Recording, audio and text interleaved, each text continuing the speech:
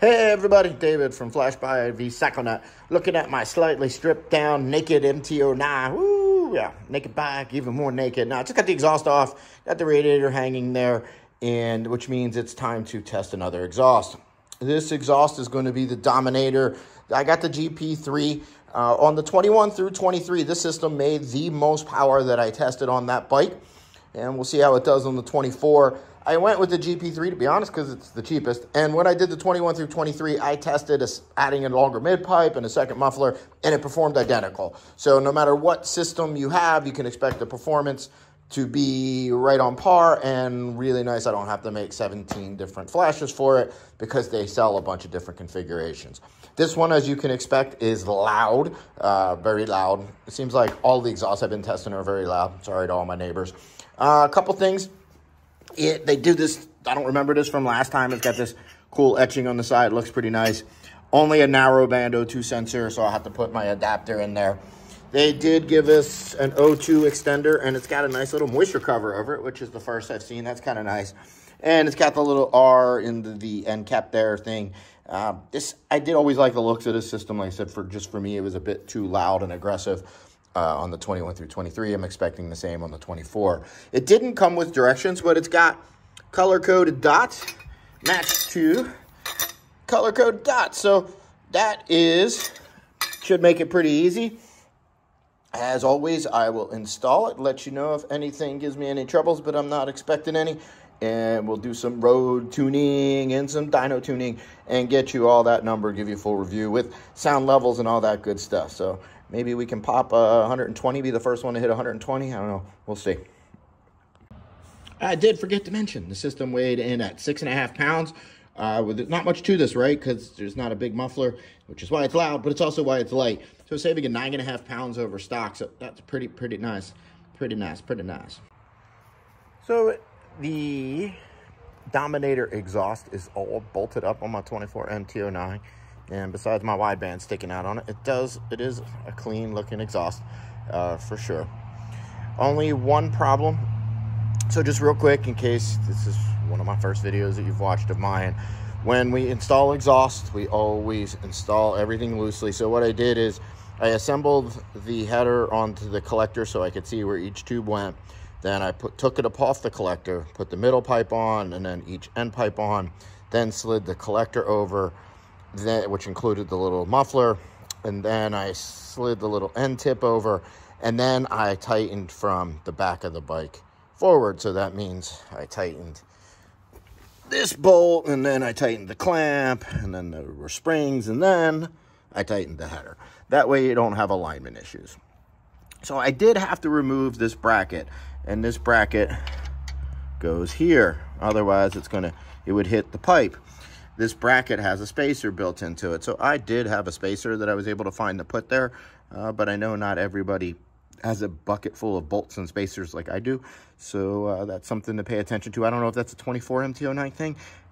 I remember that bracket being there in the 21 through 23, so I don't know if mine was just missing it or what, but something to be aware of. Other than that, it went on really easy, and like I said, it's definitely loud. So we'll get some sound levels. I'll get a little on bike while I take it through my street tuning and get some dyno pulls for you to hear.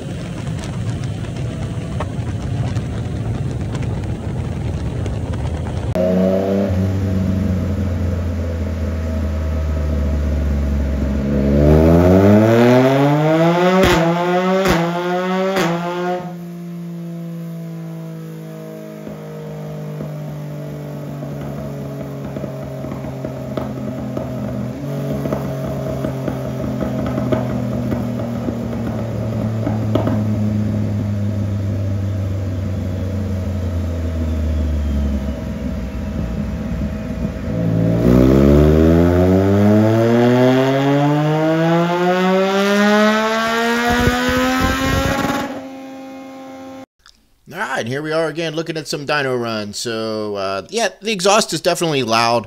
Oddly, I think it kind of sounds like almost like an outboard boat motor at lower RPMs, and when you're just kind of tooling around.